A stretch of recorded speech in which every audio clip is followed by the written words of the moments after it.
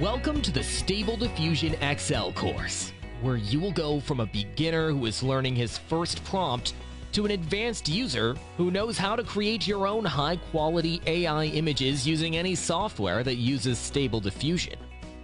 We will be completing this course in pocus, a web UI specifically designed for anyone using Stable Diffusion XL for the first time. But that doesn't mean you cannot use these same concepts in a different UI with a different Stable Diffusion model. What makes this course different from a lot of other courses is how we touch on the core concepts of Stable Diffusion. So you learn how to use Stable Diffusion on any UI you want. Either it's the automatic 1111's web UI or Comfy UI. Through the first section of this course, you will learn about generating your first few images, the basics of prompting, and tweaking basic settings of image generation.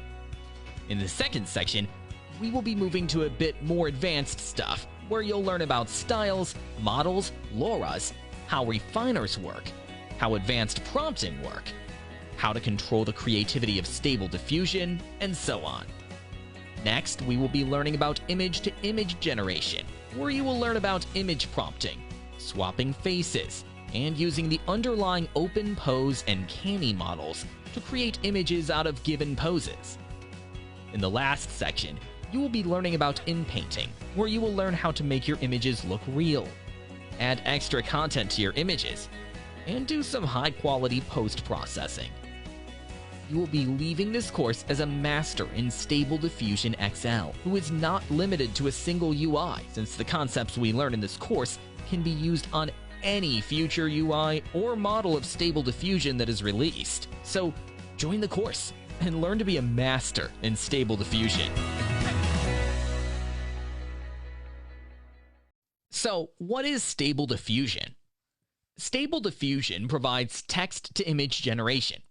Just like how tools like ChatGPT provides text-to-text based responses, Stable Diffusion provides text-to-image responses. When speaking about this process, there are two things that are involved: the text we provide and the image we get. The text we provide is called a prompt. And just like ChatGPT, the subject of prompt generation, or refining this text prompt to get better results, is really important here. But we'll be diving to that a little later in this course. For now, just remember that the results you get is heavily based on the prompt that you write. Before starting to generate our images, let's learn the meaning of the word diffusion. Here's the simple concept. A diffusion model is a generative model that takes an input and generates an output on data similar to what they have seen in training. In the case of Stable Diffusion, the input is text and the output is images. For example, if I type the keyword "woman standing in the ocean," it separates these words and checks and remembers its training data for core words like woman, standing, and ocean. Then combining these, we get the result. So how does this text get converted into an image? There's a huge process behind that, and we'll learn it as we generate images, because the best way to teach about this process is with some visual examples. When it comes to Stable Diffusion, the model itself has gone through many iterations. The original and most popular Stable Diffusion model was Stable Diffusion 1.5, which was released in October 2022. There's also a Stable Diffusion 1.0 model, which was developed before it, but it wasn't released. After Stable Diffusion 1.5, the team behind Stable Diffusion, which is Stability AI, released Stable Diffusion 2.0, which retrained the model based on a filtered dataset. But a majority of this model's power was limited because of the limited dataset. But what shook the world next was Stable Diffusion XL 1.0, a model trained on 3.5 billion parameters and has vast improvements over the previous models. And in this course, we will be learning about Stable Diffusion XL. I hope at the end of this lesson you know what a prompt is, and you have a general idea on what a diffusion model is, and how Stable Diffusion came to be. In the next lesson, we'll be speaking about some UIs available for Stable Diffusion, and some places to get helpful resources and be ready for the next section of this course. Now, Stable Diffusion by any means is not software by itself. It is a machine learning model, but for now think of it as a very, very powerful algorithm. Now, we can interact with this by writing code and accessing this model from where it's hosted, but like always, a UI, or a user interface, will make things much more simpler. There are two types of UI available for Stable Diffusion. The first kind is the UIs available for commercial purposes. Tools like Leonardo AI or Stable Diffusion Online are examples for these kinds of interfaces. The results of these are super quick, and the interface is very inviting, but there are two downsides to this. One, this provides very less customization options, and has tons of content barriers placed. Two, it has a price point. It's not the best tool to use if you're generating 10 or 20 images per day. The second kind, which we will be talking about, are the UIs that are locally installed. These install Stable Diffusion on our machine and provide an interface for us to use it. This is completely free, but it doesn't have the professional backing of a big organization. So these don't have a site of their own, and since they're designed with code, these are hosted on code repository sites such as GitHub or Hugging Face. But this is nothing to be discouraged about. Each of these tools come with its own supportive community, and this isn't Stack Overflow, so any question is accepted with open arms. There are lots of locally available UIs for you to install, but there are three very popular UI available: Pocus, Comfy UI, and the infamous Automatic 1111's Web UI. Let's take a look at each very quickly. Pocus is a UI that has a very, very simple interface compared to other UI. Its goal is simple: to let beginners learn Stable Diffusion and modify their art with little customization options. The next is Comfy UI, which is a node-based UI and can sometimes be complex to handle, especially if you're working with a lot of extensions. The last is the one that is most popular. The Stable Diffusion Web UI, or Automatic 1111's Web UI, is a complex web UI that provides a lot of customization options, extensions and editing options, and comes as a full package. It started off as a simple web UI, but now has reached the levels of a professional software like Photoshop just because of its amazing community. In this course, we won't be diving to Comfy UI, since it's a bit too complex for beginners. And we also won't be touching on the Web UI, because all these customization options can be very daunting for someone getting started. But we'll start off with Pocus, where you'll learn the basics, and then we'll move to the advanced and more cool stuff. By then, even if you want to use Comfy UI, Web UI, or any other UI, you'll have the knowledge to use any of them. Because the core heart of all these UIs is Stable Diffusion. And once we learn it, you can master any of these UI. So that is all for a general introduction for Stable Diffusion, as well as its UIs. From the next section onwards, we will start generating images. So let's get to the actual image generation part. Are you excited? I surely am. First off, open your browser window. It doesn't matter what browser it is, as long as it allows you to download a file. And then in the browser search box or Google search, type F, the 3 O's, and C-U-S, and download. So it's letter F, then 3 O's, and C-U-S, download. Press enter, and it will take you to the search results page where you must click the first result. If you're searching in Bing or any other search engine, make sure the site you're visiting is GitHub, and the title is organized like this. I tried this with other search engines, and this seems to be the first result that pops in any. Once you click on it, this takes you to the GitHub page. If you haven't visited GitHub before, this might seem gibberish to you, but that's fine. We are here to download Pocus, not to learn about GitHub. So scroll down a little, and you can see some nice images generated from this software. Trust me, after the next 2 lessons, you'll be generating images just like this. Now, the default process here is for Windows users, but if you're using a Mac, skip to the last section. Now scroll down some more until you come to this download section. And there you can see an underlined blue link saying, click here to download. What you should do is obvious. Click that, and a 7-zip file will download. Now, if you don't have 7-zip, that's fine, but I'm sure you have any other compressing software like WinRAR or WinZip in your computer. Any of that can open this file. If you don't have WinRAR, you can visit this link you see on the webpage and download the software. And if you want 7-zip, you can use this link to download it. I've used WinRAR here, and you can see this is what I get. Here we have a couple of files. We'll dive into that later. For now, select all the files, click the Extract button, and from the window that pops up, select the location. In my case, I'm going to choose the desktop. Click OK, and it will do the extraction. If you use any other software, follow the same steps I've followed in your software. Now here I am with the downloaded files. And in here, you need to click on the run.bat file. This is the first time we're starting pocus, so it needs to download important files, install some important libraries, and download a model. What is a model?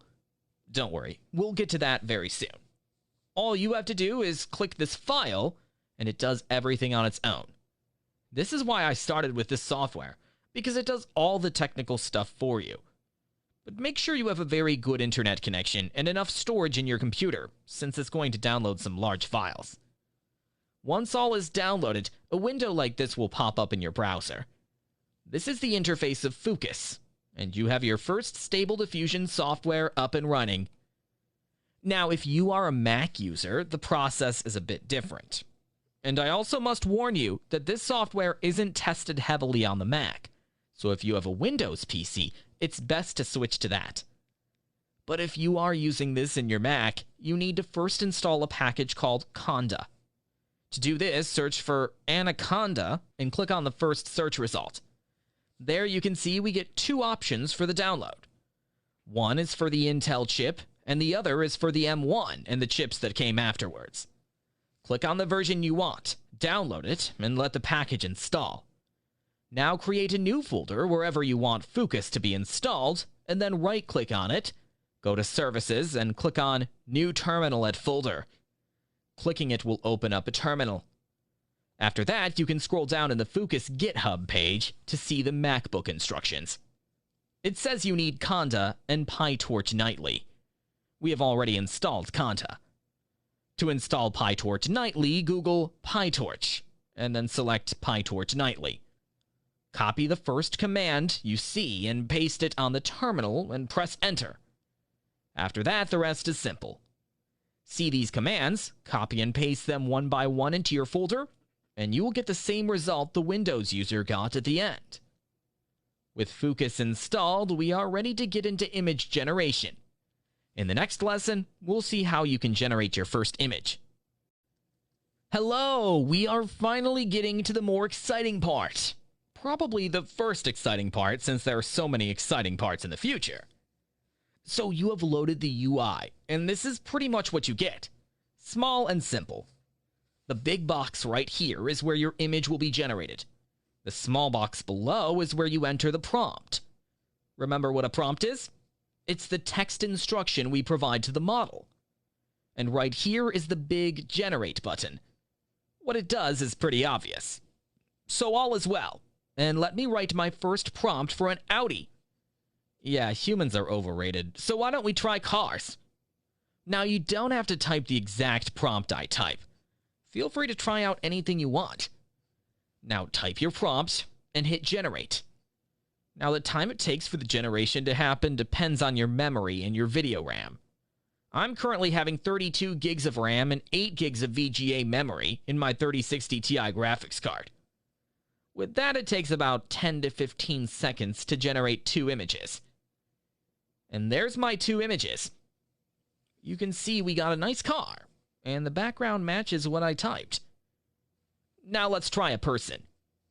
If I want a woman watching the sunset, I write the prompt, hit Generate.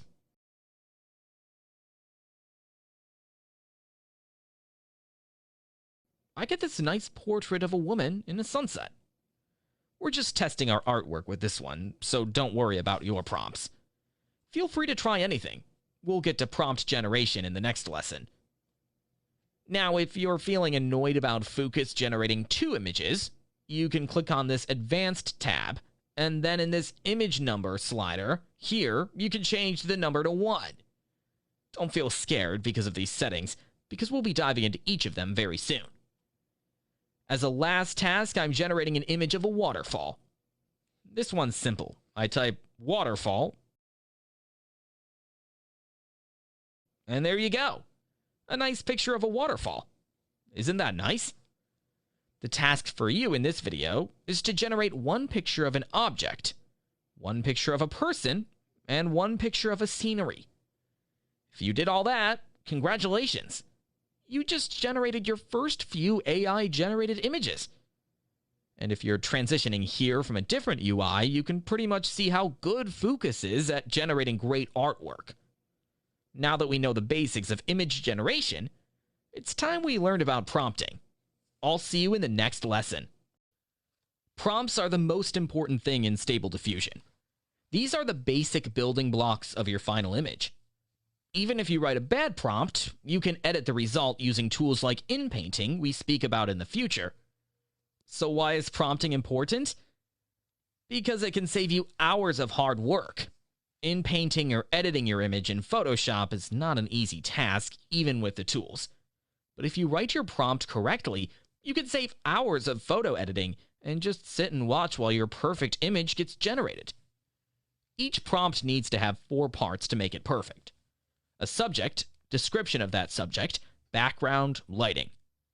Now, it doesn't mean your art will be bad if you miss any of these, because you saw the power of Focus in the previous lesson. But if you are crafting complex artwork with specific backgrounds, actions, and people, then these are very important. Let's go through what each of these mean with an example. What is a subject? Usually the subject is what we refer to as a living thing. But in the case of images, the subject is the primary focus of our image. So our subject can be a human. It can be an object like a car, or it can be a natural scenery like a waterfall. For simplicity, let me type the prompt woman and hit generate. Now, thanks to Focus's amazing capabilities, we get a very clear and crisp picture of a woman. But you might need a specific image of a woman. In this case, the woman is the subject. Now, with our subject generated, let's add a description to this subject to adjust it to the way we want. Now, the description could be anything. If you want this woman to have sunglasses, you can just type it, and you get a girl with sunglasses. But rather than accessories, we generally care about clothing. So if you want a woman with a red shirt and black pants, you can write that, and you get a nice picture of a woman with a red shirt and black pants. What if you want shorts instead of pants? Replace the keyword and hit generate. Now, if you can see, our first try didn't emphasize her shorts, so we go for a second try. If you are a beginner, you might need to generate at least 2 to 3 images for your first prompt to get a hang of things. In the second image, she got the shorts, and that's pretty nice. Now the description isn't about accessories or clothing, it can also be about physical appearances. If I add blonde hair in here, you can see our subject gets blonde hair. The third is the background. Once you have captured your subject the way you want, you can move to adding the background. Now, the background could be anything simple from forest, city, indoors, outdoors, to something a little more descriptive like outdoor park. Here I type in an outdoor park and hit generate. Now you can see we get the background of a nice outdoor park. The last is the lighting. And lighting is determined by the time of day, weather, sky, and stuff like that.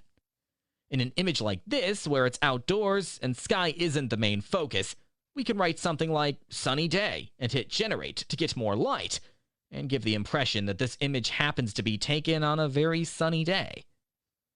So now let's review our prompt. This is our subject, this is our description, this is our background, and this is our lighting system. One more thing. In some videos you've seen before, you might see people writing prompts in comma-separated values. This is also a style to write prompts. You either write in one sentence, or you write it as a comma-separated value. Let me take this same prompt and turn it to a comma-separated values. First, take the subject, woman. And then take the description, blonde hair, red shirt, black shorts. Then take the background, outdoor park. And finally, take the lighting, sunny day. Even the word sunny would be fine. Let me remove this and hit generate. And there we go. We get an image in that same style. Now here's an exercise. Generate an image in this exact style and see what you get. It doesn't always have to be a person. To prove it out, let me generate another image. How about a waterfall? My subject is the waterfall. I don't have much of a description to give, so I'll keep that blank. The background can be of lake, trees, and forest.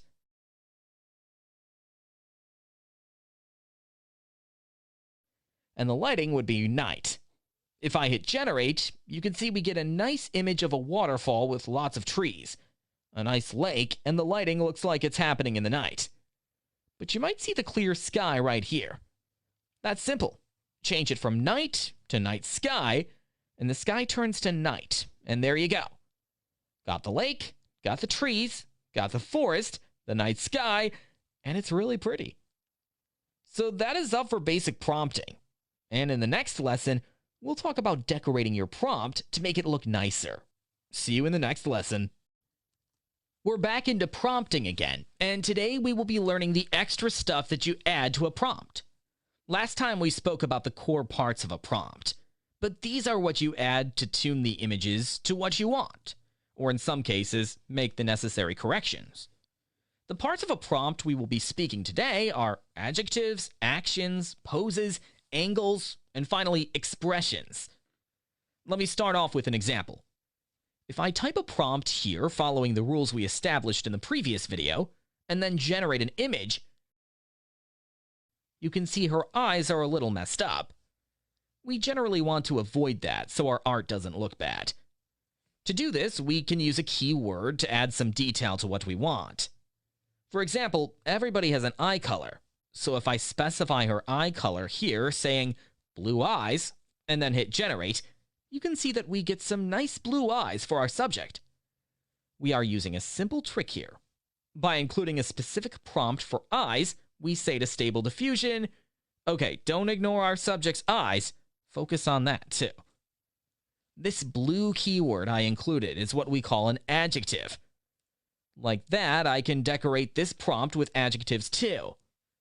I can type short hair, long hair, medium hair, or I could use it as a separate keyword and say short hair. I can decorate the street keyword by saying empty street, and the white shirt keyword by saying sleeveless white shirt.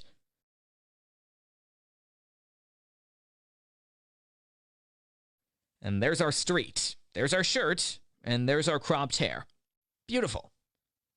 Now there still might be times when the faces of these characters has flaws, or looks a little bad. But hold on with me, because we'll be correcting all those imperfections during the in-painting tutorial. Next is action. We always don't want a static subject if it is a figure. Sometimes we may want them to do something. She could be running, cooking, jumping, jogging, just anything. This is what we call action. So here if I type running and hit generate, we get an image of a woman that is running. I got this image by typing squatting as the keyword, and you can see now our woman is squatting. Just like this, you can try any pose for your artwork. But you can see we sacrificed something here. Now the street is no longer empty. There are tricks to remedy this, which we will be learning in advance, like adding weights to keywords. But for now, just another generation will do the trick. Now you can see in both these cases, we got images from different angles. One was shot from the side, while the other was shot from front. What if we want to specify our angles?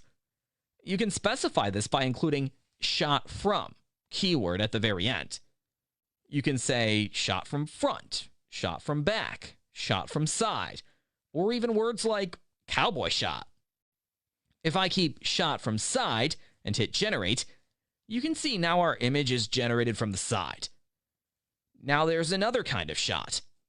Let me change this to shot from front and standing so we can get a better variation for it. Now, we need to specify what part of the body we need to capture. Do you need a full body shot? A half body shot? A portrait? Well, let me choose half body shot and hit generate. And you can see what we get is a half body shot of the woman with all other details. If we want a full body shot, we can do that too. Now, one thing to notice in that image is how her eyes seem a bit unfocused again. This is something common when the subject is generally at a distance. To correct that, we can specify more details of her face or get into inpainting, which we will be getting into when we get to learning in the web UI. The last part we need to focus on is the expression of the subject. Now, this is only if your subject is a figure, of course. You can't add expressions to a car. I want this woman to frown, so I add the keyword frowning. Hit generate, and you can see she's just frowning a bit. Just a bit. But that's not enough. This is where we might want to detail our prompt a little bit. This is a place where the show not tell rule you might have heard of gets turned around. When it comes to Stable Diffusion, it's show and tell. So we write frowning, and then we write angry. This generally gives AI the idea that the figure we want needs to look angry. And there you go. It looks like she really wants to punch me in the face. One last thing before finishing our prompting tutorial is to organize your prompt. Why?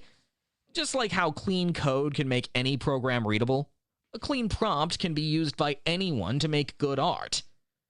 But this doesn't mean we're going to cut and chop our prompt. We're going to organize our prompt to give focus to readability and clearly separate our subject, details, adjectives, actions, backgrounds, shots, and all of that. So let me rewrite this prompt. Always we put the subject first. This is the base structure the image is being built upon. So we write our subject. Then we add the description, including the adjectives, which means the hair color and the clothing. When doing this, always explain the character from top to bottom.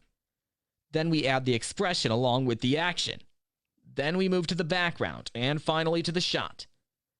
Let's review it again. First the subject, then the details with adjectives, then the expression, then the action, then the background, and finally the shot. If you organize your prompt like this, you can see it's readable by anyone. You don't have to search an entire sentence just to figure out where your character's hairstyle is, because you know it's right after the subject. And since we are explaining from top to bottom, we know hairstyles and anything related to hair is at the top. That is it for prompting. It is a long lesson compared to other lessons, but now you know how to craft a really nice prompt and get what you want. In the next video, we'll be diving into advanced settings and how it works. Tweaking settings in Focus is something that is mostly done on the back end. In software like Comfy UI or Automatic 1111's Web UI, you'll need to adjust the settings and do a lot of studying and hard work before getting a setting that you can use daily. But Focus simplifies the process by hiding most of the hard work and letting you focus on prompts and images. So these are pictures of settings in other software, and this is all you get for the settings of Focus. To access this panel, you need to go down below and click on this Advanced tab. This will open up a new section with 4 tabs. You've got one for setting, another for style, another for model, and another for advanced. Don't worry, we're going through all of that in each of the upcoming lessons, but right now, we're focused on the Settings tab. The first setting is Performance, and what it means should be obvious. There are 3 settings. You can either make sure your generations are generated fastest with the Extreme Speed preset, but what you sacrifice in return is quality. You can select the Quality preset if you want more quality, but in turn it makes the generation more slow. But if you want a bit from both sides, then the best solution is the default setting, which is Speed. It balances both quality and speed to give you the best output. Now to compare the results, here are 3 images I generated with the 3 presets. I've used the same prompt in all cases, and here is the artwork I got under extreme speed. This is what I got under quality, and this is what I got under speed. As you can see, extreme speed has sacrificed a lot of details and proper facial generations in sacrifice for speed, while quality has more emphasis on the details, especially the background. Look at that. This looks like a real photograph. As always, speed has balanced everything nicely, and unless you're planning on generating a very special picture or a heavy order for a client, then I recommend using speed at all times. Now, the aspect ratio section is obvious. You can click on the ratio you want and get an artwork with that style. But also note how focus automatically fits the subject to that aspect ratio. In this case, we get a full body shot of her, but when we used a different aspect ratio, we got her upper body. But now you might ask, hey, how can I add my own ratio here? To do that, we might need to get a little more technical. First, visit the install directory of Focus and go to the main folder. And by main folder, I mean one with all the files in it. Here you will see two files called config.txt and config-modification-tutorial.txt. If you open this second text file, you can see a nice little tutorial on the settings you can add to the original file. So basically what this file does is it gives some startup options for Focus, like the first model to load, the default aspect ratio, and so on. But you can see on top, it says doing changes to this file won't make changes to the software. For that, we need to edit the main file. But rather than teaching you about a new coding language, I'll tell you a simple trick. First, rename your config.txt to anything you want. In this case, I'll call it config-original.txt. Do not delete this file, because we need this as a backup. Now copy the config-modification-tutorial.txt and rename the copied file to config.txt. So what we basically did was we created our own config file with these settings. And don't worry, it won't do any harm as long as you don't mess around with any of these commas and brackets. Now open this file and head to the aspect ratio section. At the very bottom, add a comma and then add the value you want. In this case, I'll put 1280 by 720. Now save it and close it. Now restart Focus, and when the window opens, you can go to the Advanced tab and see the new resolution here. You can also generate artwork with that resolution. There you go. A nice artwork with our custom resolution. Now the next is the image number. I guess that's pretty obvious. It generates whatever the count you put in here. Last but not least, we finally have negative prompts. Now compared to other software, Focus deals with negative prompts very differently. So usually in Stable Diffusion, you would be writing tons and tons of negative prompts. But in this case, Focus handles most of the negative prompts for you, so you don't have to write anything new in here. So all of that negative prompts, the extra hands and the extra fingers and the bad facial expressions, all of it will be handled manually by Focus in the back, so you have literally nothing to worry about when it comes to adding extra words. So usually, I would recommend keeping this text box blank. But negative prompts will be important in some cases. For example, let's say you're doing a random generation. So if you type woman in this prompt and you don't want her to smile, you just want her to have a different expression, or you want her to do anything but smiling, then you can write smiling in the negative prompt. Now if I hit generate, you can see that now she's not smiling, just so the image will be generated, and she will do anything but smile. So whatever action or adjective you put in here, the art that is generated won't be doing that the same way. Also put keyword, like green dress and long hair, and if I generate the artwork, it won't have any of that. So if you are generating a random artwork, and if you don't want something in that artwork, if you're trying to avoid any details within that artwork, then you can use the negative prompt for that. Finally, we have this random checkbox here. If I uncheck it, I get an option called Seed. What is Seed? In Stable Diffusion, each artwork has a unique ID. This seed is that unique ID. So this is the ID of this image. Now if I keep this the same and hit generate, you can see we get the same artwork as before. Now, why is this important? Let's say I want an artwork that looks like this, but I want a woman with black hair. I write that, keep the seed the same, and hit generate. Now you can see the image very closely resembles our old image. Now remember, you can't use this to create consistent characters. Stable diffusion at its core is a mathematical algorithm that is solved by your VGA. And unlike a normal math expression, this time the answers you get are different. You can write the same prompt, keep the same settings, apply the same negative prompts, but get a different image. Because the way VGAs solve the problem can be different. So if you want to see the work you've done for the day, you can click on this History Log button, and it will pop up this table with all the images you generated within that day, along with the prompts, resolutions, and all the other metadata you need. It's very helpful if you forgot a prompt or needed to recall the settings of a previous artwork you generated. You can also see each image has a seed value as well. So that's important if you want to create an artwork based on these artwork.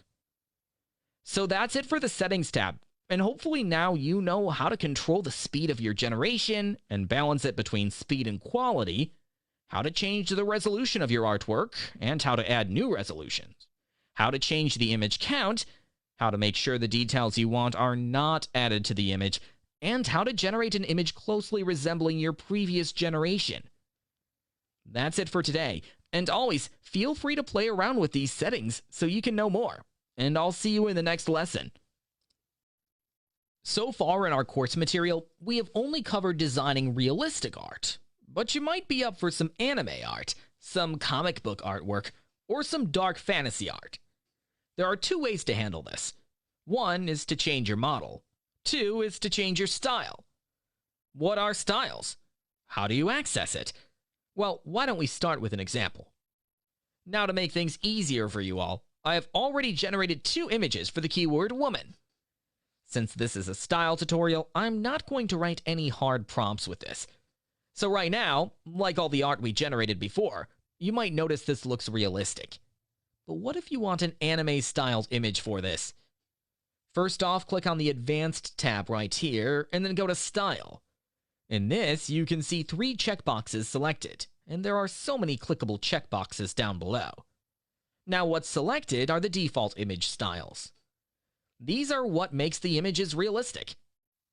Focus V2 adds realism to your image.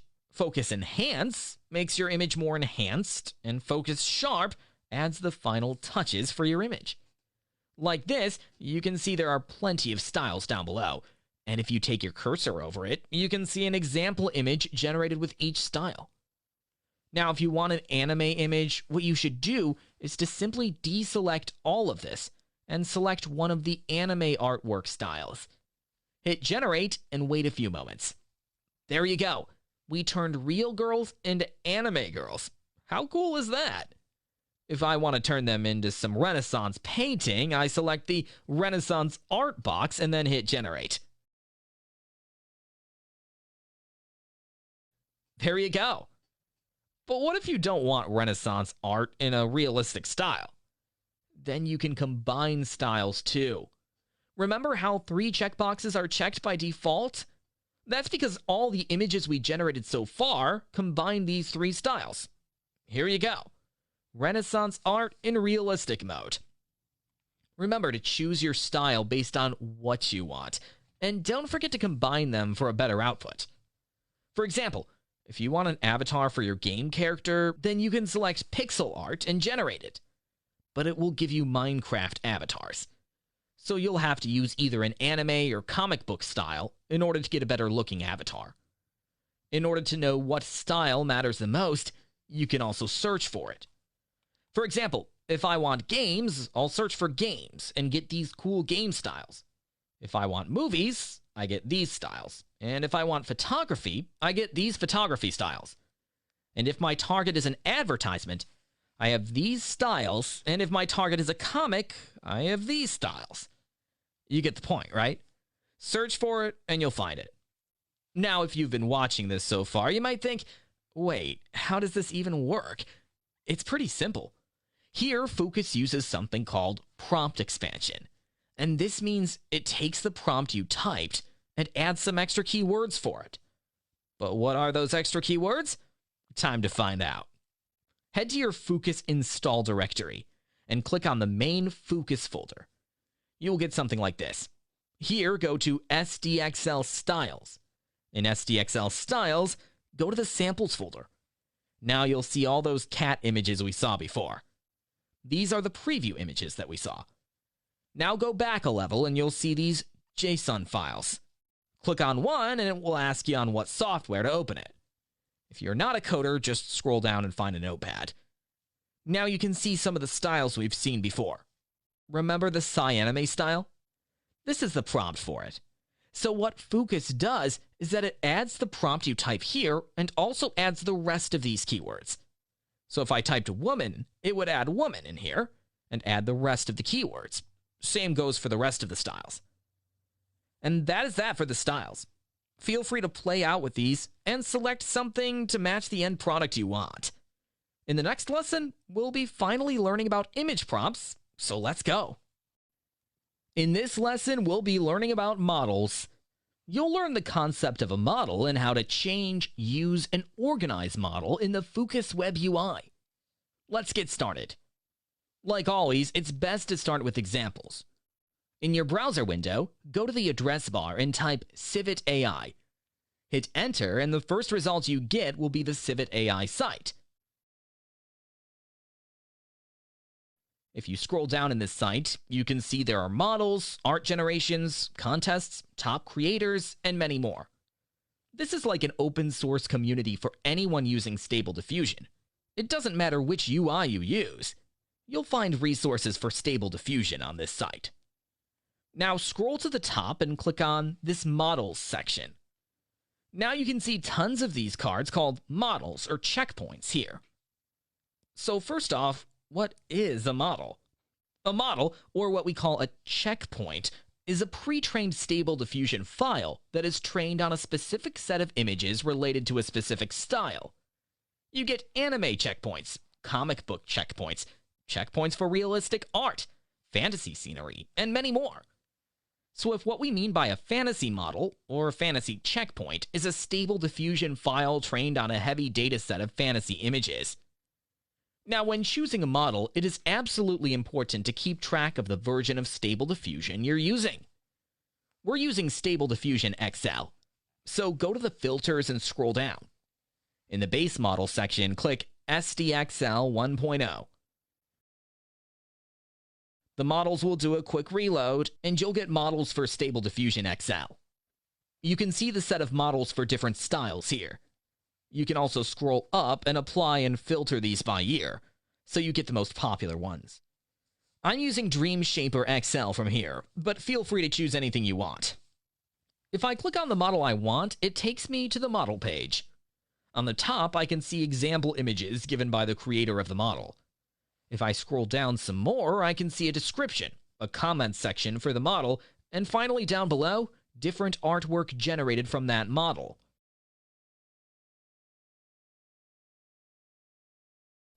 If I scroll up a little bit and change the filters here, you can see what art got the most reactions. So how do you download this model? Scroll up again and click on the big blue download button, and a file will start to download. Once the download is complete, copy that file and go to your pocus folder, which is in your install directory. Here you can see a folder called Models. Click that, and then go to the folder called Checkpoints. You can paste your model here. You can see that I have pasted my model right here. Now go back to the pocus window and click on Advanced, and then go to Model. Here in the Base Model dropdown, you can select your model, and if your model isn't listed, do a reload, and you'll be able to see your model. Select that, and you can write any prompt you want, and then hit Generate. It might take some time for the model to load, but voila, we've got the artwork. Now to truly showcase this model's power, let me write a better prompt. How about young cyborg girl in a futuristic setting? Hit Generate, and let the images load. Awesome! Look at how nice that is. Last but not least, to get the hang of it one last time, let me download another model. keep the same prompt and show you the difference. Let me go back, and since I'm looking for a certain style, I can click the style box right here and get the style. How about this Niji model? Looks pretty powerful. I downloaded it and put it in my checkpoints folder. I select it here, hit generate, and boom, super nice. So play around with models and see what art you get. So what is a LoRa? First off, there are models, and then there are LoRas. Models are what we use to generate art related to specific niche, like fantasy, anime, or realistic art. But LoRas are what we use to generate a specific character, or for the art to have a specific style. Think of it like a Photoshop effect that you're adding onto your image. LoRa stands for Low Rank Adaptation, and the basic gist of it is that LoRas help train Stable Diffusion around a specific concept or character. If you need a LoRa for Emma Watson, then you'll find a LoRa for it completely trained from images of her character. As a result, the end file you get is really small compared to a model, but remember, it also doesn't have the power of a model or checkpoint. To download your first LoRa, first visit Civit AI and then go to Models. Now in the filters, go to the Format option and select LoRa. And then from the version, make sure you have only selected SDXL. Clicking on it will filter the results with SDXL LoRa models. You can see there are LoRas here relating to different concepts. So to try something like that, we're going to check this glass sculptures LoRa. Now when you click on it, you are taken to the model page. In here, you can see there are several details. You see the title of the LoRa, the ratings, favorites, downloads, and then the example images. But what we are interested in is the trigger words. These trigger words are what we will be using in our prompt. Now to download this LoRa, hit the download button right here. You can see the size of this LoRa is very low compared to the size of our models. Once the LoRa is downloaded, visit your pocus directory and then go to the models folder, and then go to the LoRa's folder. Copy and paste the downloaded LoRa file in here. I've downloaded a few LoRas before, but your directory might be empty or it might have one default LoRa file. Now load back Pocus, refresh the page, and go to Model. In the LoRa section here, you might not see your model. Solution for it is simple. Click on Refresh All Files down below, and it will refresh the files from the directory. Now in the drop-down menu, you can see we have our LoRa file. Click on it, and it's selected. Now we need to write a prompt with these two trigger words, because these trigger words are what will activate the LoRa, and give it more control over what gets generated. Think of it like a signal. This is how the LoRa knows when to be applied to your art. Alright, I'm going to copy a part of this prompt from these example pictures. To do that, click on this little icon below the right side of the picture, and you can see you get a box with all the details of the generation. We select what we want, and I paste it here.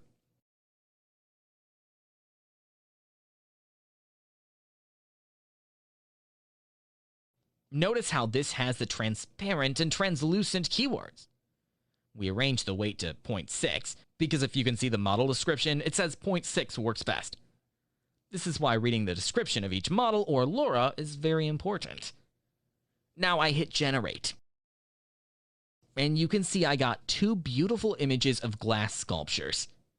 Now you don't have to write this prompt. If I remove the extra keywords and type glass sculpture of a cat, I get an image of a cat. But see how I still kept the transparent and translucent keywords? That's because those are the trigger words, and without it, you cannot achieve the full effect of the model. As usual, weights play an important role, so control the weights to match what you want. If I put a very high value and then hit generate, you can see the image I get is gibberish. Now LoRas can work on characters as well. If I go back to the LoRa page and keep the filters the same, I get the LoRa list for SDXL back again. And here, since searching for a character is difficult, I'm going to scroll to the top and select Character. And you can see now the results get filtered for characters. So who are we going to pick? How about Disney princesses? This is a LoRa model for Disney princesses, and you can see that we can generate any princess by directly using their name. In this case, their names are the trigger words. Download the file as usual and place it on your Pocus Model Directory's LoRa folder. Now I refresh the files back again, then select Princess XL LoRa. In here, you can see we use the character name, and we need to also keep the weight at about 0.6 if we need a close-up shot. I write the prompt, and then in the Style section, I'm also going to select Focus Masterpiece and Photograph to generate a bit more cinematic-looking Elsa.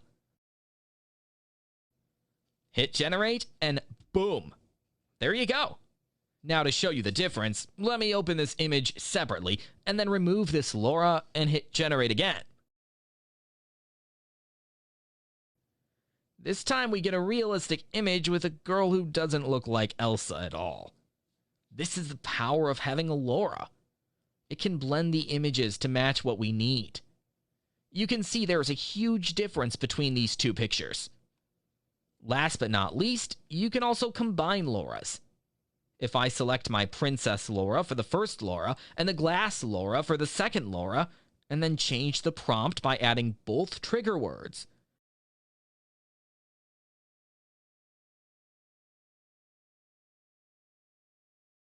then I should be able to get a glass sculpture of Elsa. Or can I? This is where weights play a major role. Naturally, Focus will give priority to the LoRa with the higher weight. In this case, it's Princess XL, which is why we got a princess. In order to get a glass sculpture, you need to balance it. My rule of thumb is to balance the LoRa's so I can get the value of 1. So in this case, since I want the glass sculpture to be the main focus, I will put that to 0.8 and then the Princess LoRa to 0.2. Now if I hit Generate again,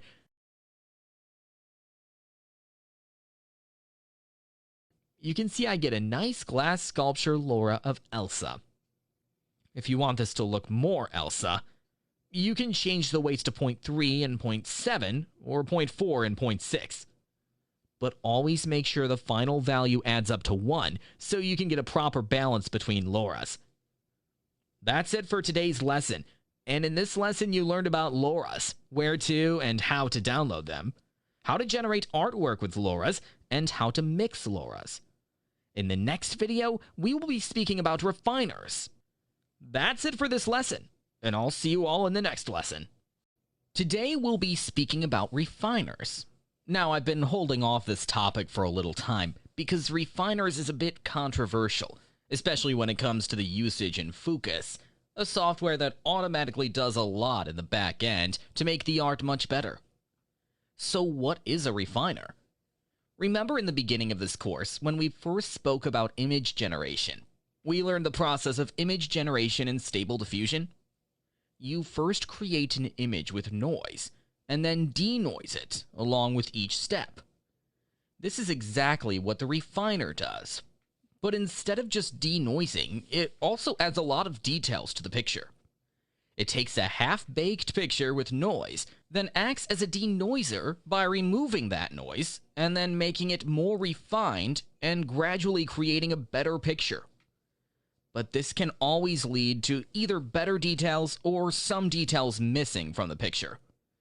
Stable Diffusion 1.5 only had a base model, which did the denoising process by itself. But as a result, sometimes the pictures you get can be strange. SDXL, on the other hand, can generate better-looking artwork because of its refiner. But Focus already implements some cool back-end features to make our image generation better, so a refiner is not exactly needed. But if you are using SDXL on Comfy UI or Automatic 1111's Web UI, you will definitely need a refiner. So to work with refiners, you first need to download the official SDXL refiner that Stable Diffusion provides. This is the official page for it. To access this in your browser search, type SDXL refiner, and then click on the first result that pops up. This is a site called Hugging Face, where multiple models are and refiners are hosted. Even though it's not as modular as Civit AI, it is like the grandfather of all machine learning models. Now, this is the refiner officially provided by Stability AI, which is the company behind Stable Diffusion. To use this refiner, go to Files and Versions, and then click on this file right here. Hit the download button you see here, and then copy it to the same folder as your models. And then go to the Model section in your Advanced Settings, and in the Refiner section, you can see our model appearing. Now, before starting that out, I'm going to first generate an image without a refiner so you can compare the results. So in here, I write the prompt for a fantasy princess very quickly and hit generate. Nice. Now we have an image to compare. Now let me go load up the refiner. Go to the Model tab in the Advanced tab and choose your refiner. And now you see a text right here. It says you can change the value right here based on the model you choose. So what does this value mean? Switch at means when you should activate the refiner. So if I put a value here like 0.8, that means 80% of the image will be generated with noise before the refiner gets activated and starts denoising and adding more quality. If we take this as an example for an image generated in 30 steps, then 80% of 30 steps will be 24 steps, which means at 24 steps, the refiner will be activated. Now in this case, since we're using the XL refiner, we need to keep this at 0.8. Alright, my computer froze up a bit since I was loading the model into the GPU, but that's no problem since I already got the image. But to see the generation from your own eyes, let me hit that generation button again. Alright, now you can see there is not much of a difference between the two images. The eyes, face, details all look very alike. To prove this better, let me find the seed of the image. To do that, I'm going to the history log right here, and then scroll down and get the seed. We learned about this in our advanced setting tutorial, so I won't be explaining about seeds once again. Now if I paste the seed there and hit generate, now you can see the image we get is pretty much the same as the original. So the back end of the pocus model combined with the power of our Juggernaut XL model achieves the same functionality as a refiner. But remember how I said you can use your own model as a refiner? Here, if I select a different model, I can refine the art based on that model. For example, this Blue Pencil XL model is an anime model, so let's see how Focus handles that image. And here I'm going to keep this to 0.4, which means this refiner will be applied more. Why? Because now the refiner switches at 40% of image generation. If you have 30 steps, the refiner activates at 12 steps. So now our image has the same seed, but you can see how she has gotten larger eyes and a more younger look. Since anime characters have large eyes, the refiner is styling this as an anime image. Now remember, just because you use an anime refiner with realistic artwork does not mean you are getting anime artwork.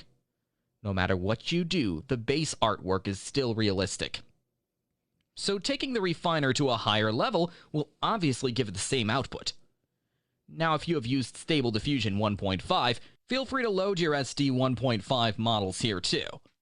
It is a good way to get some of those art styles you need, but this does not mean you can achieve that same functionality. That's it for refiners, and I hope you learned about what a refiner is, what it does, and when to use it. Since we are using Focus, refiners play a very minor role, and that is why I held up this lesson for so long. But feel free to test it out, play with it, and get some interesting results. I'll see you in the next lesson. Now in the third and final prompting tutorial, which will also be the shortest, we will learn about prompt weights, guidance scale, and image sharpness. You'll learn how to make your images more vivid and also textures more sharper. So let's get started. The first thing we'll be learning about will be prompt weights, and it is pretty much what the name implies. So let's take a prompt for an example. Say, woman on beach during sunset. Now let me separate how Stable Diffusion will understand this. It will remove any extra words and then keep on the main words, which will be woman, beach, sunset. Now each of these keywords have a weight, and by default, each will be 1. So now if I separate the keywords, woman has a weight of 1, beach has a weight of 1, and sunset has a weight of 1. Now let me open Focus and type this out. I'm going to type it with the adjectives, but you can also type this with commas as we learned before. Let me reduce the image number to 1, and here we go. We get the woman, we get the beach, and we see the sunset. Now we know how Stable Diffusion works, and so in this prompt, Stable Diffusion gives equal attention to all the important words in the prompt. But in this image, you can see the sun is a bit cut off, so what if I want to emphasize the sunset? In this case, I can select the keyword, press Ctrl or Command on Mac, then press the up arrow key. Now you can see a new number appearing before the word. This is the weight of that word. The default weight of any word is 1, so when I press the up arrow key 3 times, it increases by 0.3. Now in the generated image, you can see the sunset more clearly. Or rather, the sunset is what is emphasized in this image. I can also decrease prompt weights. If I remove this number, select the word, press Ctrl or Command, and then press the down arrow key, you can see the weight is decreasing. So now Stable Diffusion applies less weight for that prompt, and that means it's going to focus on the rest of the 2 keywords and less on this keyword. In this image, you can see the woman is once again the focus of the image, and the sunset is almost blurred out in the background. Now, if I want to see more of the ocean, I follow the same, and I hit the up arrow key and increase the weight of the beach keyword, and there you go. You can see I got more focus on the beach, and the sunset is almost covered to our subject. A real-life example where this would come important is if we want to emphasize or de-emphasize an object. If I want a necklace on this woman, I can type this keyword out, and if I hit generate, you can see we get a nice necklace. But if I want it to be emphasized, let's say for the subject itself to be the necklace, then I can increase the weight, and there you go.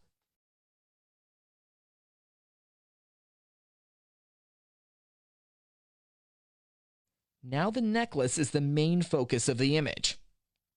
And at last, we need to see a little of the 2 advanced settings we usually see in Focus. But before we start, let me generate this image of a traveler near a waterfall like this. And we get these beautiful images. Really nice. But did you know you could vary these a little by tweaking settings?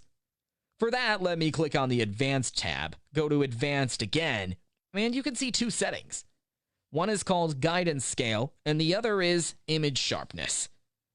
Guidance Scale means how disciplined Stable Diffusion should be about the prompt.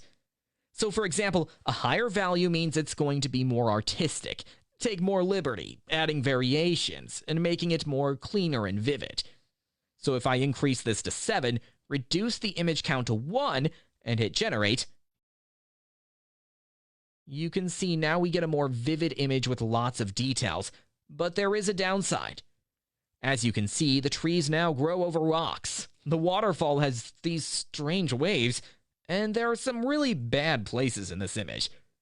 So the problem with Stable Diffusion becoming way too creative is that it can sometimes forget the logic of the real world and do some weird generations.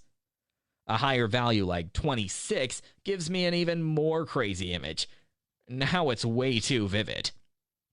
Now let me reset that value and now focus on image sharpness. In here, a higher value means your image gets sharper. What does that mean? Let's check it out.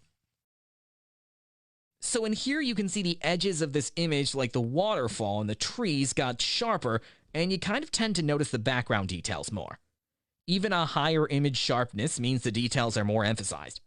And if I throw this to the max, you can see the contrast is high, the details look nice, but this isn't exactly some image to be proud of.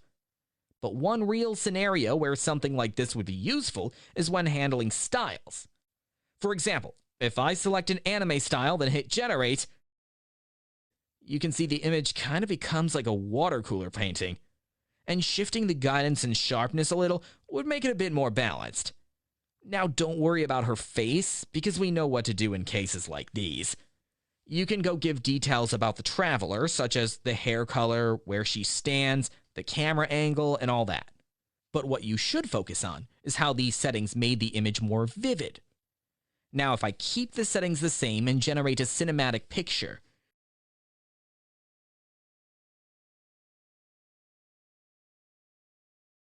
now you can see we get a photorealistic image. So for the most part, the default values of these settings will do just fine, and there's a reason why they are in the Advanced tab. But if you want to tweak the images a bit, wish the image had more colors, or look a little sharp, then you can always play around with these values with the styles you select. So that will be the final lesson for prompting, and we'll move to image generations next. Today we will be learning about image-to-image prompts. First off, why are image-to-image prompts important?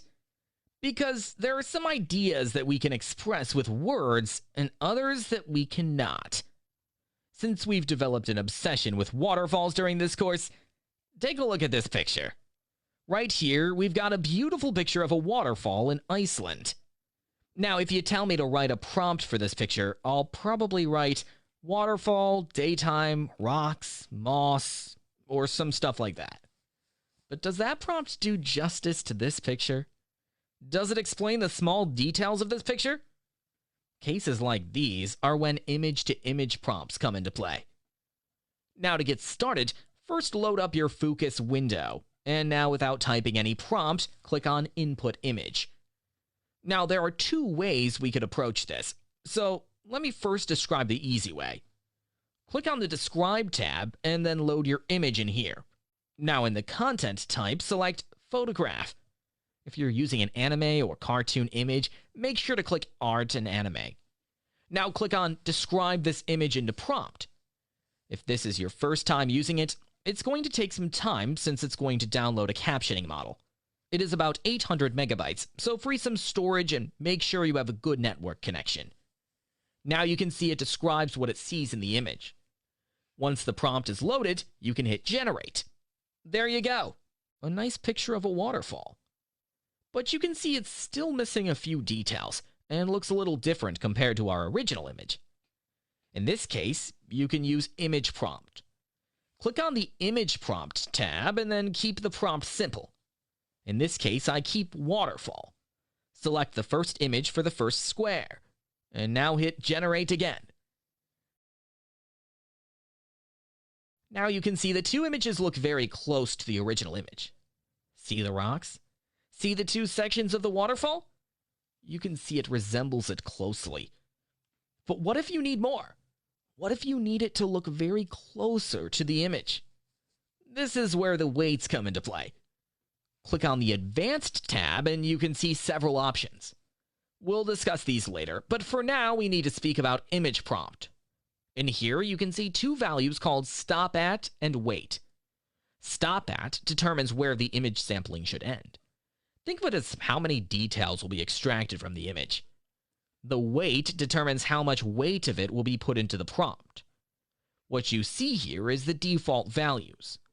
But if I mess around these a bit and increase them and then hit Generate, you can see the results resemble the image much closer.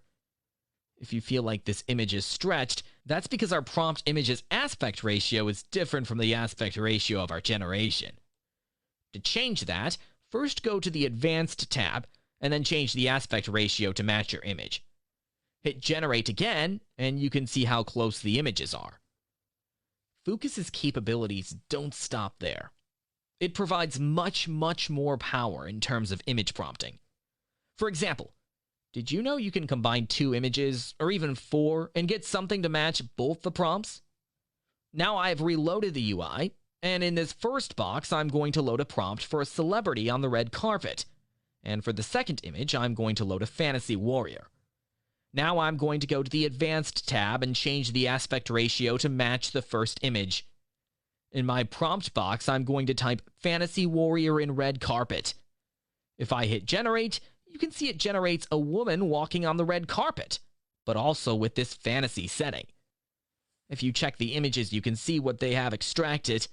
It has extracted the red carpet and the woman's long dress from the first image, and the face, top body, as well as the breastplate armor from the second image. You can also play around with the values, increasing the values of the first image and hitting generate will make the image look more closer to the first image. Now you can see Pocus has extracted a lot of details from the first image, even the background, and only applied a few details of the second image. So that is the image-to-image diffusion for you. And remember to play around with it. We only used 2 images, but you can see it gives you 4 slots to enter images.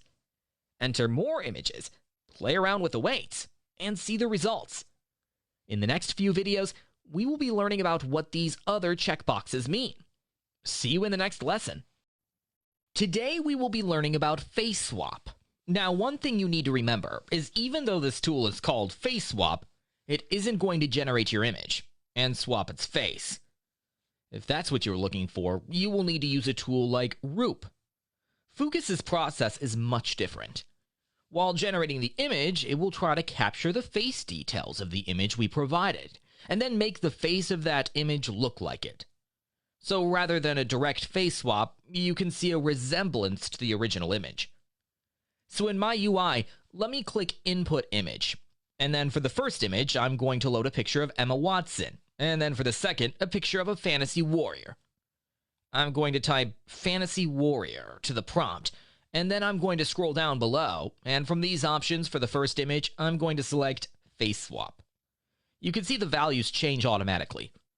I'm going to hit generate. And while the generation is happening, you can see how the UI tries to make the face look like the face of our face swap prompt image. Now, if I look at these images, you can see that it has the body details of the second image while doing a good job capturing the face of the first image. But there are also times when the results might not be the best. Like this second image over here. In cases like these, make sure to play around with the values. Like always, you can increase values, so I'm going to choose 1. I hit generate, and now you can see the faces are a bit messed up. That is because if you choose a higher value, it will definitely mess the prompt up. Why don't we make it easy for AI? Well, let me remove this second image and tell it to generate an image of a woman on the beach. Let me go to the advanced options and choose the style and also change the weight of the image to 0.8. And now you can see during the generation, the faces are getting very close to the original image. Now the second image is a bit messed up, so let me add the keyword portrait and do it again.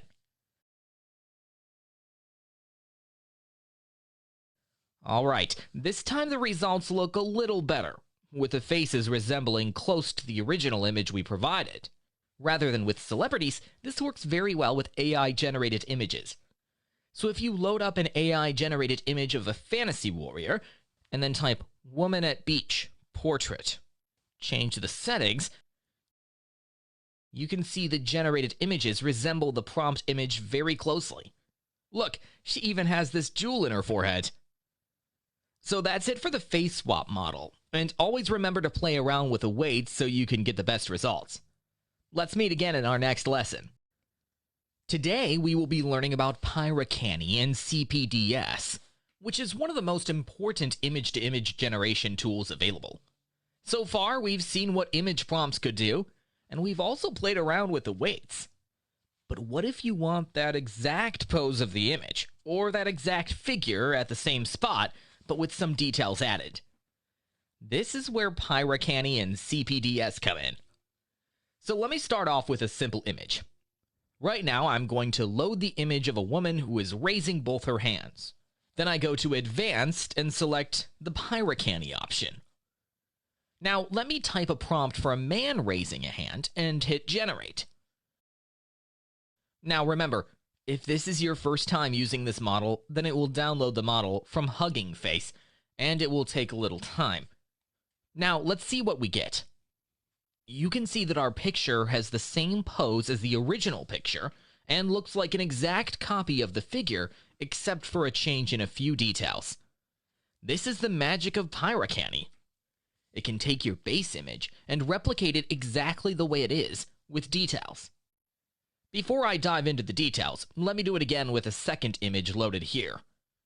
Now I have loaded a sci-fi image, and I type the prompt for a sci-fi woman raising hands in a sci-fi background.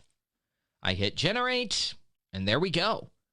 The generated images took all the details of our subject, then added a nice touch with the second sci-fi image I provided.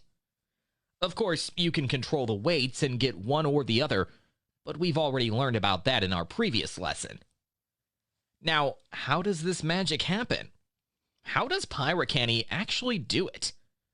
To do that, we have to understand the concept of Canny. It came in bundled with ControlNet, a tool that was created by the same creator of pocus for image generation models. What Canny does is simple. When you provide an image, it detects its edges. How? Just drop an image you want in any photo editing tool, and then try increasing the sharpness. Now you can see the edges of the image appear much more visible. What Canny does is it takes these edges and generates our image based on those edges. So we get something like this. Now to prove it, let me increase this weight to the maximum and hit generate again. This time in the preview you can see how the base images with the noise have sharp edges. This is because during the generation, Pyrocanny is applying those edges onto the image. CPDS pretty much does the same, but with a different technique. To use it, let me click on CPDS right here and then hit generate. Now you can see the result we get is pretty much similar to the previous images, but this time you can clearly separate the foreground and the background. Look at these edges. You can see the background has more depth. Yes, that's right. Depth is the word. CPDS stands for Contrast Preserving Decolorization Structure. And all those heavy words means that this will extract the depth map of the image. What is a depth map? Depth maps mean how much depth the image has between the foreground and the background. If you have used a 3D tool, then this talks about the z-axis. So when we provide an image, it takes the depth map of that image and decolorizes it at the same time, until we get a depth map and a black and white image. And then it is used to change the image that we are generating. Because of this, the image will have more of a 3D effect. To prove this, let me go to my history log right here. Let me open the CPDS image I generated, as well as the Pyrocanny image. Now, if I do a side-by-side comparison, you can see the CPDS image has way more depth than the Pyrocanny image. Now, one last tip I want to give before finishing this lesson is not to use both these models at the same time. Using it at the same time is not recommended because both of these do the same thing, and it will only affect your image. But like I used here, feel free to use this with either a face swap or an image prompt. So that's it for this lesson, and I'll see you in the next one. Today we will learn about inpainting, one of the most powerful features in pocus. And if you remember, our previous prompting tutorials still had a flaw. Some of the faces still looked bad. But today we'll learn how to correct them and improve your image and do lots of amazing stuff. Now, before starting, unlike my previous lessons, I won't be doing this in a linear approach. I will purposefully be doing mistakes so you can know when to use inpainting and when not to use inpainting. You'll also learn which part of inpainting is needed for the situation the most. Alright, let's get started. So you can see I've loaded pocus right here, and I've clicked on the Input Image checkbox. In here, I'm going to click on the Inpaint or Outpaint tab. Now I get this big box to drag my image into. But we aren't doing any of that, because we will be writing a prompt. I'm going to write a prompt for a woman in a forest and shot from the distance and front facing. Now I'm doing this intentionally because I actually want her face to look bad, so I can show you the magic. Okay, that actually gave a good image, which is great algorithms on pocus's part, but we want something bad, so I'm going to do some changes. I'm going to remove the styles here so pocus doesn't apply anything, and I'm going to change the aspect ratio as well. Now if I hit generate, you can see the image we get is pretty bad. I mean, look at that face. That's straight out of a horror movie. So now what I'm going to do is drag this image to the image box right here. If your browser doesn't support this feature, you can always save the image. Then click on the image box and save this image. Now from the drop-down box right below, I select Improve Detail. Now you can see I get like a white marker. If I click, I can draw anything I want. And there are also some small buttons here. The first is the Undo button. If I draw something, I can undo that brushstroke from here. The second is the Erase button to erase all of it. And down below, we have the option to increase or decrease our brush size. So now I'm going to select a brush to match her face, and then I'm going to draw over it. And then from this additional prompt quick list, I select Detailed Girl Face. If I click on it, it gets applied. Now I go hit Generate. From the previews, you can see Focus is selecting the area that we painted and then improving it. And there we go. Her face is perfect. So now if your prompt gives bad faces, you know what to do. Now if I open the previous and the new image side by side, you can see the difference. Now I'm going to write a prompt for a woman in the house wearing black shorts and holding a glass of water. Yes, this prompt doesn't follow the prompt guidelines I mentioned, and that's because I intentionally want to make the image bad so we can correct it step by step. Before generating, I click on this cross mark here and remove this image and also uncheck this box. Alright, we got a bit of a bad image.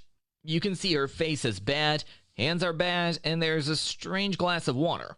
Alright, let's correct that. Drag and drop your image to InPaint. Now select her face. Keep the same options and hit Generate. Alright, there is our face. If I open this separately, you can still see there's a small issue. There's hair coming out of her ears, and we don't want that. So I'm going to resize this brush, remove the previous part, zoom in, and by the way, I'm zooming in by pressing Ctrl and the plus key, and it is a browser feature. If you're using Mac, you can press Command and the plus key. Alright, I'm going to select her face along with her ears this time. Alright, let me hit Generate. And there we go. Perfect face. What's the lesson? Always inpaint the areas you want, and don't miss out on any. Inpainting only works on the area you paint over. Alright, now our second biggest problem is her hand. So I draw over her hand and change the prompt to Detailed Hand. But will this work? Let's see. Now if I check the result, you can see it has become worse. There's a good outline, but that glass is messing up everything. So the lesson is that you need to remove any obstacles before actually getting to inpainting. So now in the drag and drop menu, we select the third option. This option is there if you want to add something. Alright, remove the picture, drag and drop the current image, and then select what you want to remove. Now, what are we going to write for our prompt? Since we want this to be removed, what if we keep this blank? Will the AI recognize it? Not really. You can see we get a funny result. We have a woman with a glass of water in the hand of our woman. And the reason for that is because we have a prompt right here too. So let's remove that prompt, and this time type hand. Because we need just a hand and not the glass of water. Hit Generate, and that's still not what we need. Now we get something we never asked for. Who asked her to hold a coin? So what are we doing wrong here? How can we remove an object in InPaint? What if I select this entire hand, and then in the additional prompt, type empty hand? Alright, there you go. The glass is gone. Yes, she has more fingers than an average human being, but the glass is gone. So, new lesson. When removing objects, always select the area the object must be removed from and tell what the result should be after the image is gone. In this case, when the glass is gone, we get an empty hand. So I write that. Now to correct the hand, you can pretty much guess what I'm going to do. I drag and drop the image, go to improved detail, add detailed hands, and hit generate. Now did that work? Not really. You can see the hand still has the extra fingers. This is what you should learn from this. The add detail can correct a fragmented hand, not a detailed one with errors. So what's the actual solution here? We need to modify the hand. So I go back and select the third option. And this time I'm going to write hand with 5 fingers. And in the negative prompt, I'm going to write extra fingers. You know how negative prompts prevent anything from happening in the art. So that is like an extra boost. Now you can see we got a normal human-looking hand. What's the lesson? When modifying content, always choose the third option to modify content, not the second option. Alright, so I'm going to fast forward to the next part where I correct her other hand. I drag the new image here, select the hand, type empty hand. We're modifying the image, so we select the third option. Hit generate and the glass is gone, but we have a bad hand. But this time we don't have any extra fingers, so we don't need a modification, we need a bit more detail. Select the second option, tell you want a detailed hand, and there we go. Now you can see this is a drastic change from the first image. And now it looks almost realistic since we got the hands and the face right. So that is for the first part of inpainting. As I mentioned, I did this in a trial and error way so I can show you when and when not to use inpainting and which situation requires what type of inpainting tool. We will be summarizing this and also check on some advanced settings as well as the first option we didn't touch in the second part of this lecture. And I'll see you all there. So today we will be learning about outpainting, a new trait that has been introduced with Stable Diffusion models. We will also be learning about upscaling and variations. And with that, we will be finishing off with almost all of the settings in Stable Diffusion. So to start with, you can see I have loaded the Pocus Web UI, and I'm going to say I need a picture of a car in sunset. Before that, I will be reducing the image count to 1. Hit generate, and there is our car. Now if I open the Input Image tab and then go to Inpaint and Outpaint, I can drag my image here. Now you can see I'm in the Inpaint or Outpaint default selection. We don't need to add details or modify objects, we just want the default option. Now in here you can inpaint any details and it will get drawn onto the image, but outpainting is a bit different. In here, instead of drawing something inside the canvas, we draw something outside the canvas. So if I select right, in here, it extends this image to the right. Let me show you. I keep the prompt the same and hit generate, and there you go. You can see our image got a little extended to the right. Pocus does this by focusing on the image section at the side you selected, then expanding upon it. If I selected top, you can guess what happens. There you go. Our image got extended from the top. You can also select 2 directions at the same time. And as you can guess, the image expanded into both these areas. But where can this be important? Let's say you have a cropped image like this. Or let's say your AI gave you a cropped image like this. Now, if you want to generate the rest of the face, you can drag and drop this, and then select the top option and let it generate the rest. Alright, now let's see about variations and upscaling. I'm going to open the Input Image tab, and this time we are in the first option, the Upscale and Variation option. Now I'm going to load my image, and you can see some options here. The default option is disabled, which means all of these options are disabled. The very subtle option takes the original image, applies the same prompt, and tries to do a bit of variation. So if I hit generate here, you can see that I get 2 images similar to our original image. Now the differences are so subtle it's almost unnoticeable. If I load these 2 images separately, you can see we've got different lights here and here. And we've got different badges here and here, and we've got different wheels too. but the point is the variations are subtle.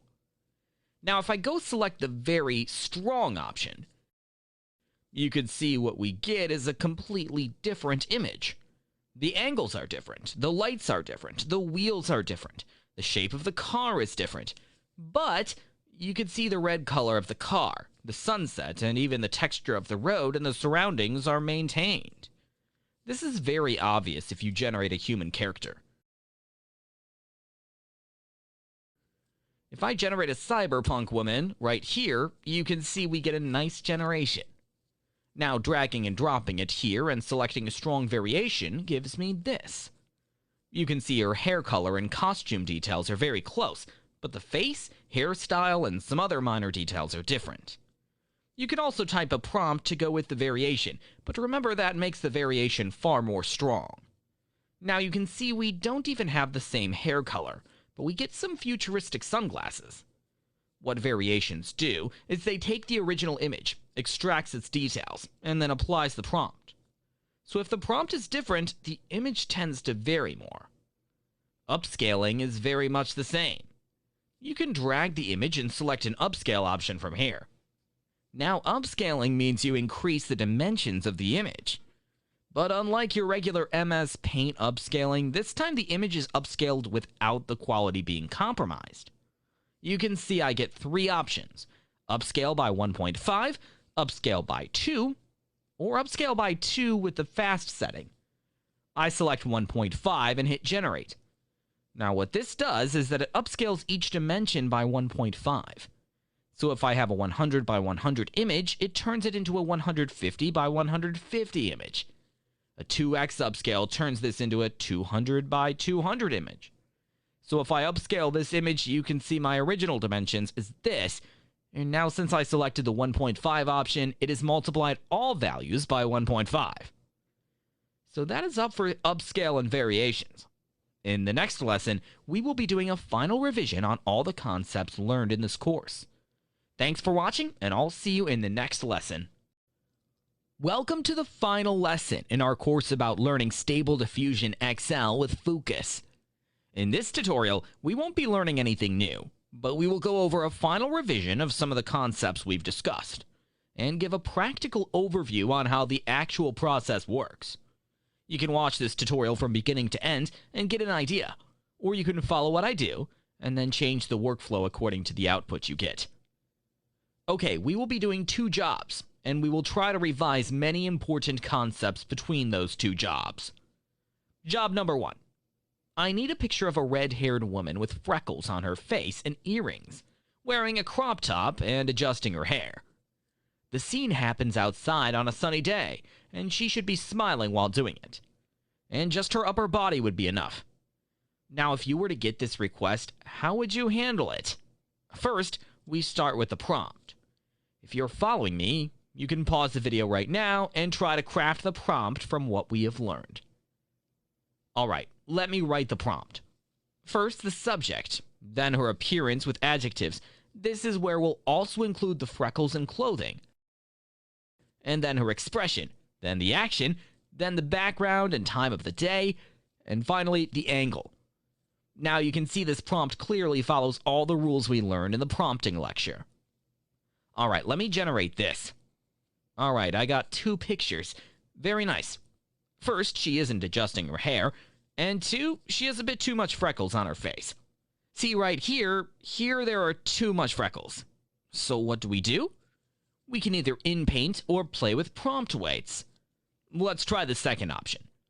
I go to the freckles on face option and then decrease its weight, and then I go to the adjusting hair option and increase its weight. Let me actually make this 0.5 so it gets less focus. There you go. Beautiful. We got what we wanted. Now there's one issue. Her hands are a bit off. So what do? I go to Input Image option, go to In-Paint or Out-Paint, drag the image here, and then select her hand. I've selected the Add Details option, and then I add the keyword Detailed Hand. Let me reduce the image count to 1, and here we go. Alright, there we go. And what you see right now is our final image. As always, you know how to upscale it before sending it to a client, or using it in some other task. Now, job number 2. Have you seen that meme about an angry man screaming?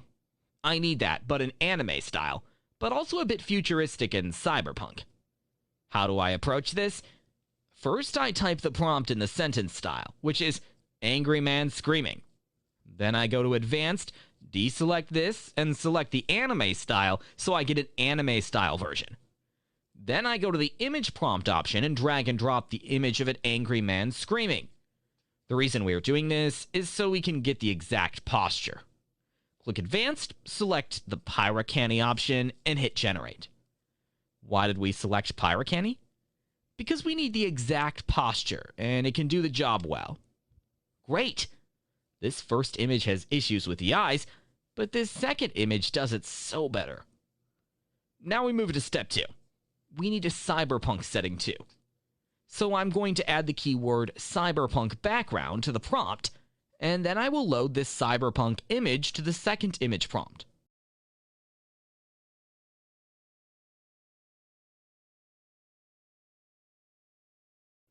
You can see here for the first image I've selected Pyrocani, and for the second I've selected image prompt.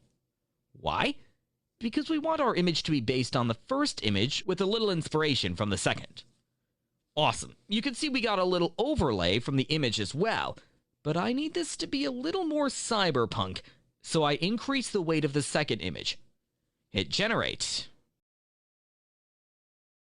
Wow, now this is nice. You can see we've got these red eyes, the background and everything. Now another way to approach this is to select the cyberpunk styles from the Style tab. But I specifically did this so I can revise the image prompting concepts.